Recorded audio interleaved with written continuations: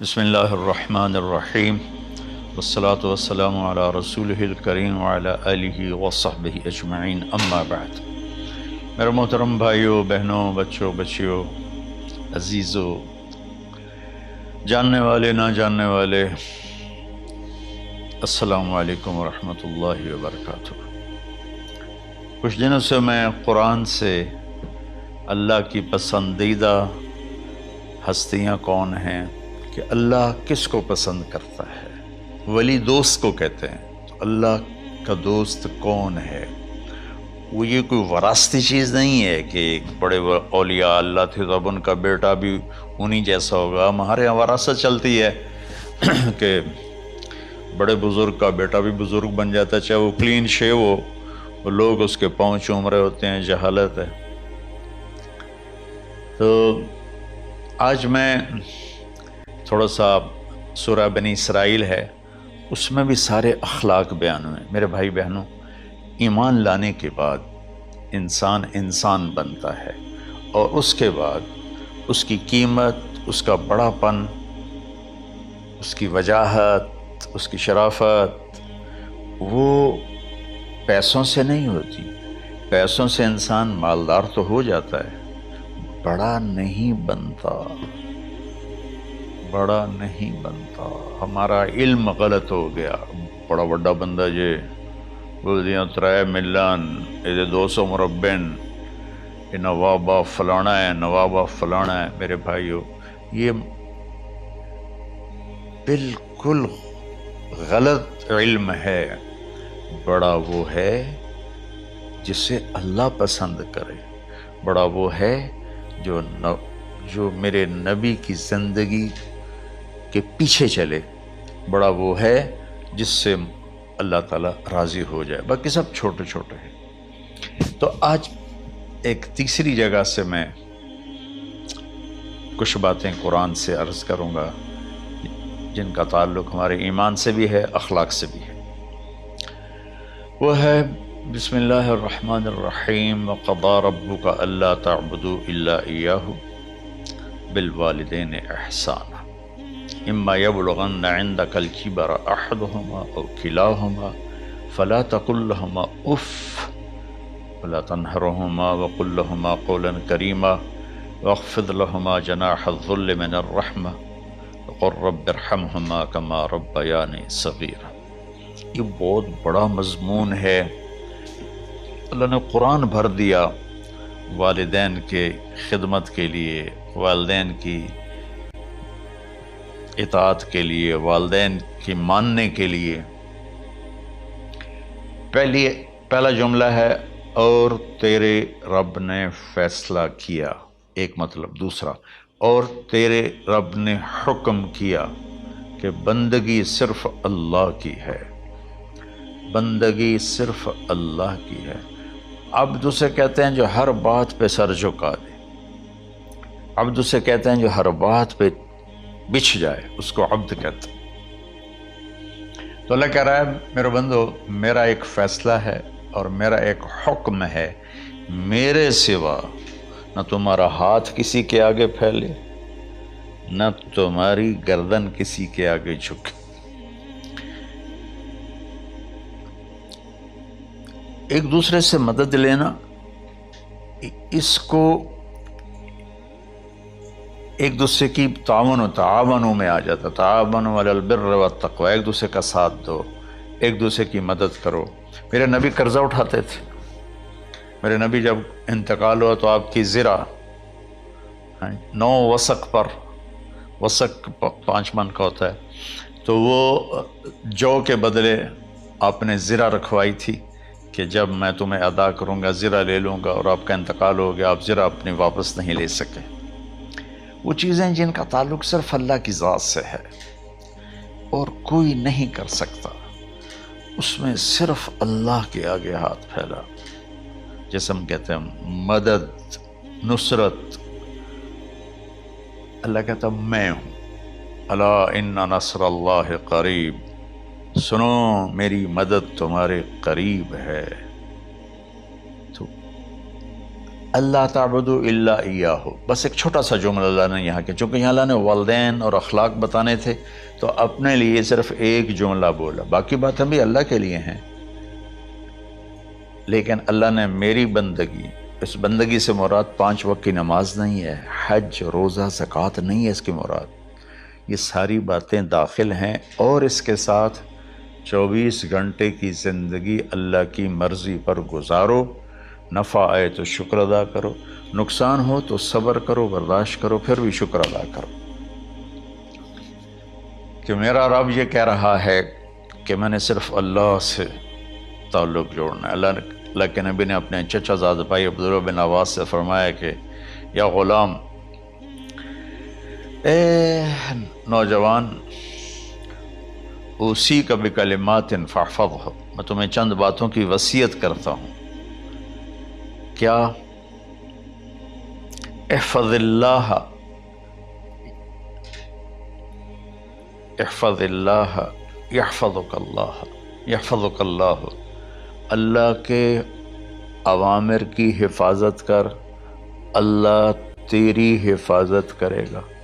احفظ اللہ تجدہ تجاہک، تو اللہ کے اوامر، اسلام، حلال حرام کی پہچان کر کے زندگی گزار تو اللہ کو ہر وقت تو اپنی مدد کے لیے تیار پائے گا۔ اور لمبی حدیث ہے، عشاء کی نماز کا وقت ہو رہا ہے، اس میں وہ جملہ جو اس میرے مضمون سے متعلق ہے، وَإِذَا سَأَلْتَ فَاسْأَلِ اللَّهِ، جب بھی مانگو اللہ سے مانگو، جب بھی مانگو اللہ سے مانگو، اللہ کے سوا کوئی دینے والا نہیں ہے، صرف اللہ ہے دینے کے لیے۔ وَإِذَا اسْتَعَنْتَ فَاسْتَعِنْ بِاللَّهِ، اور جب مدد کے لیے ہاتھ اٹھاؤ تو صرف اللہ کو پکارو، جب ضرورت حاجت کے لیے، مدد کے لیے ہاتھ اٹھاؤ تو اپنے اللہ کو پکارو۔ تو یہ حدیث کی بات بھی ہے اور یہ قرآن کی بات بھی ہے۔ اس کے بعد آگے اللہ کہتا ہے وَبِالْوَالِدَيْنِ إِحْسَانًا، اور اپنے والدین کے ساتھ احسان کرو۔ احسان کا کیا مطلب ہے؟ اللہ آگے اسی کی تشریح کر رہا ہے۔ ویسے احسان کا مطلب عربی میں ہوتا ہے، یہ جو ہمارا اردو کا احسان ہے، میں تیرے تو احسان کیتا ہے تو ہوں میں نالے کی کر رہے ہیں، یہ بھی مطلب ہے، لیکن احسان کا اصل مطلب ہوتا ہے، احسان حسن سے ہے، حسن، حسن سے الف، 2 الف ملے اور احسان بن گیا۔ احسان کا مطلب ہوتا ہے کسی بھی کام کو جو دنیا کا ہے، دین کا ہے، اسے انتہائی خوبصورت طریقے سے کرنا۔ جیسے کسی دلہن کا میک اپ ہوتا ہے نا، تو 5-6 گھنٹے 4 گھنٹے کے بعد وہ کہتی ہے، جو ہوتی ہے اس کا میک اپ کرنے والی، کہ جی بس یہ مکمل ہو گیا ہے اور اب اس سے آگے نہیں ہے۔ تو آخری انتہا، اچھائی کی آخری انتہا پر پہنچ کے کام کرنے کو احسان کہتے ہیں۔ تو میرا اللہ کہہ رہا ہے میرے بندو، اپنے والدین کے ساتھ وہ کرو کہ جو بھلائی کی، خدمت کی، ماننے کی آخری حد ہے۔ سبحان اللہ۔ وبالوالدین احسان، بالوالدین پہلے ہے، احسان بعد میں ہے۔ اللہ تعالیٰ نے باقی سب کو پیچھے کر کے فرمایا کہ دیکھو خاص طور پہ ماں باپ کے ساتھ وہ رویہ کرو کہ ان کے دل سے دعائیں نکلیں۔ چند دن پہلے ایک والد یوں ہاتھ اٹھا کے کہہ رہا تھا اپنے بیٹے، اکلوتا بیٹا، میں منگنا اللہ کو لو، اللہ تینوں چاہ لگے۔ باپ بیٹے کے لیے یہ دعا مانگ رہا تھا اور بیٹا اکیلا ہے، یہ بد دعا باپ کر رہا تھا۔ تو بھائیو، ایسی اولاد نہ بنو جس ماں نے پیٹ میں 9 مہینے اٹھایا، پھر جننے کی تکلیف برداشت کی۔ ایک شخص آیا حضرت عبید بن عمیر کے پاس کہ حضرت میں نے ماں کو اپنے کندھے پہ بٹھا کے پیدل حج کرایا ہے، مینا لے گیا، عرفات لے گیا، مزدلفہ، پھر مینا، پھر مکہ، تو کیا میں نے ماں کا حق ادا کر دیا؟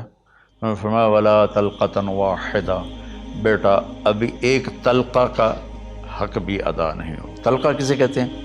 جب بچہ پیدا ہونے کا وقت آتا ہے تو ماں کو دردوں کی لہریں اٹھتی ہیں، وہ اتنی خوفناک ہوتی ہیں کہ ماں چیخ چیخ کے رہ جاتی ہے، اور بعض اوقات ڈیلیوری لیٹ ہو جاتی ہے تو وہ تڑپتی ہے، روتی ہے۔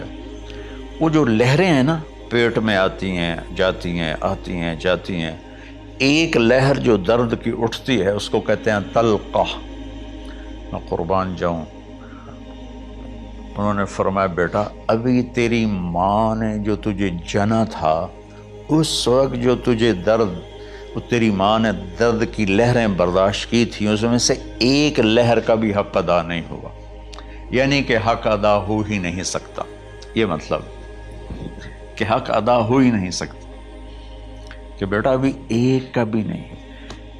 پھر حضرت عبداللہ بن عمر سے ایک شخص نے پوچھا کہ اچھا یہ جو آدمی تھا یہ خراسان، یہ ایران میں ہے اور افغانستان میں، یہاں سے ماں کو پیدل کندھے پہ بٹھا کے مکے پہنچا تھا، اندازہ لگا اس نے کتنی مشقت اٹھائی۔ اور عبید اللہ بن عمیر کہتے ہیں بیٹا ابھی ایک لہر کا حق ادا نہیں ہوا۔ یہی سوال حضرت عبداللہ بن عمر سے کیا ایک شخص نے کہ حضرت میں نے اپنی ماں کو حج کرایا ہے، سارا میں نے پیدل کرایا ہے اور کندھے پہ اٹھا کے کرایا ہے، تو کیا میں نے ماں کا حق ادا کر دیا؟ وَلَا زَفْرَةً وَاحِدًا وَلَا زَفْرَةً وَاحِدًا۔ کہ بیٹا تیری ماں نے تجھے پالتے ہوئے جو تھک تھک کے لمبے لمبے سانس لیے، ہوکے بھرے، ابھی ایک ہوکے کا حق بھی ادا نہیں ہوا، یعنی حق ادا ہو ہی نہیں سکتا۔ تو احسان کے آگے تشریح آ رہی ہے۔ تو آج میں صرف اتنی بات کروں گا کہ میرے بھائیوں، میری بہنوں، میرے بچوں، میری بچیوں، اللہ کے واسطے ماں باپ کو دکھ نہ دینا ورنہ اللہ بھی ناراض ہو جائے گا۔ چند دن پہلے ایک بچہ بچی میرے پاس آئے، دونوں میڈیکل اسٹوڈنٹ تھے، کہیں کہ ہم شادی کرنا چاہتے ہیں۔ تو بچی نے کہا جی میرے والدین ناراض ہیں، وہ نہیں، اس رشتے پر راضی نہیں ہیں۔ تو میرے باپ کہتے ہیں اگر تو نے یہاں رشتہ کیا تو تیری میری ایک درمیان ایک خط آئے، کھچ جائے گا، خلیج، ہم اس پار نہیں آئیں گے تو اس پار نہیں آئے گی۔ میں نے کہا بیٹی جس ماں نے تجھے 9 مہینے پیٹ میں پالا، 2 سال تجھے دودھ پلایا، تیری پوٹیاں پیشاب صاف کیا، تجھے پیمپر باندھے، تجھے اٹھ کے راتوں کو اپنی چھاتی سے دودھ پلایا، کیا اب اس کا اتنا بھی حق نہیں کہ تم اس کی رائے کا احترام کرو؟ اتنا بھی حق نہیں ہے؟ تو میں نے کہا بیٹا میری کوئی رائے نہیں ہے، تو اگر تیرے ماں باپ راضی ہیں تو بسم اللہ ضرور کر، اگر راضی نہیں ہیں تو دیکھو موت تک تجھے ماں باپ کی دعا نہیں ملے گی، اور ماں باپ کی دعا نہ ملی تو کچھ بھی نہیں ملے گا۔ تو بھائیو دوستو، خاص طور پر آج کے کالج کے نوجوان بچے بچیاں یہ ماں باپ کے ساتھ بہت بدتمیزی کرتے ہیں، چونکہ اس میں والدین کا پہلا قصور ہے کہ انہوں نے ان کو دین نہیں سکھایا۔ بچپن میں انگلش میڈیم سکول، پھر او لیول، پھر اے لیول، تو انہیں کیا پتہ ماں کون ہے باپ کون ہے۔ ایک پرانی بات ہے، ایک شخص اپنے بیٹے کو لے کر آیا کہ یہ میرا بچہ ہے اور یہ فلاں جگہ شادی کرنا چاہتا ہے اور ہم میں سے کسی کی رائے نہیں ہے اور یہ مانتا نہیں ہے، اور اس کے ساتھ اس نے نا دھاڑے مار کے رونا شروع کیا۔ تو میں نے بچے کو دیکھا تو یوں کر کے بیٹھا تھا، اس کا باپ رو رہا ہے، ہچ کیوں تو ایسے بیٹھا ہو۔ تو مجھے اچانک خیال آیا، میں نے کہا شیخ صاحب اس کو کہاں پڑھایا تھا؟ کہا جی امریکن اسکول۔ اس کے بعد کہ جو اس کے بعد آسٹریلیا بھیجا تھا مزید تعلیم کے لیے۔ ان کے شیخ صاحب اس بچے کا کوئی قصور نہیں، آپ کا قصور ہے، اس کو تو پتہ ہی نہیں میری ماں کیا ہے میرا باپ کیا ہے۔ ایک ہماری تہذیب تھی وہ ختم ہو گئی ہے، اس میں علم نہیں بھی تھا تو ماں باپ کا۔ میں نے اپنی آنکھوں سے دیکھا، میں نے اپنے دادا کو دیکھا لیکن مجھے یاد نہیں، لیکن جو میرے دادا کے چھوٹے بھائی تھے ان کو میں سنبھلتا ہوں، ان کو میں نے دیکھا ہے، 3ری 4تھی جماعت تک میں تھا، 61 میں ان کا انتقال ہوا، میری 9 سال عمر تھی، تو 8 سال۔ ان کے بیٹے جوان تھے، اور ڈیرے میں جب وہ بیٹھتے تھے تو ان کے بچے ان کے سامنے نہیں بیٹھتے تھے، ان کی پیٹھ کے پیچھے بیٹھتے تھے۔ اتنا ادب، حالانکہ چاروں کے چاروں دین نہیں جانتے تھے، تہذیب تھی، ثقافت تھی، جو آج کی تہذیب نے ہم سے سب کچھ چھین لیا۔ اب بھی آپ جاؤ بیٹا تھر پار کر میں گیا ہوں 2-3 دفعہ، اور وہاں مسلمان نہیں، ہندو عورتیں جب گاڑی گزرتی ہے تو گھونگھٹ کو نیچے کر لیتی ہیں، اپنا چہرے کو فوراً چھپا لیتی ہیں۔ تو خیر بہرحال میں نے کہا شیخ صاحب اس بچے کا قصور نہیں، آپ کا قصور ہے، تو میرے بچوں اپنے ماں باپ کو خوش کرو، راضی کرو۔ ان کا راضی ہونا اللہ کی رضا ہے۔ میں اس کی تفصیل انشاءاللہ آگے بتاؤں گا، آج میں صرف اتنا ہی میں نے تمہید باندھی ہے کہ ماں باپ کا کیا مقام ہے، ان کی کیا عزت ہے۔ ایک شخص آیا، یا رسول اللہ میرا باپ میرے پوچھے بغیر میرا مال خرچ کر لیتا ہے۔ آپ نے کہا بلاؤ، چونکہ بچے کا ذاتی مال اگر ہو تو شرع کے لحاظ سے باپ پوچھ کے استعمال کرے، بغیر پوچھے استعمال نہ کرے۔ جب اسے پتہ چلا کہ میرے بیٹے نے شکایت کی ہے تو عرب کی شاعری تو مشہور تھی، انہیں دل میں کچھ اشعار پڑھے۔ جو آیا تو جبریل پہلے آ گئے، یا رسول اللہ اللہ تعالیٰ کہہ رہے ہیں آپ اس سے پوچھیں وہ شعر بتاؤ جو تیرے کانوں نے تو نہیں سنے، تیرے دل میں آئے تھے اور اللہ نے سن لیے۔ تو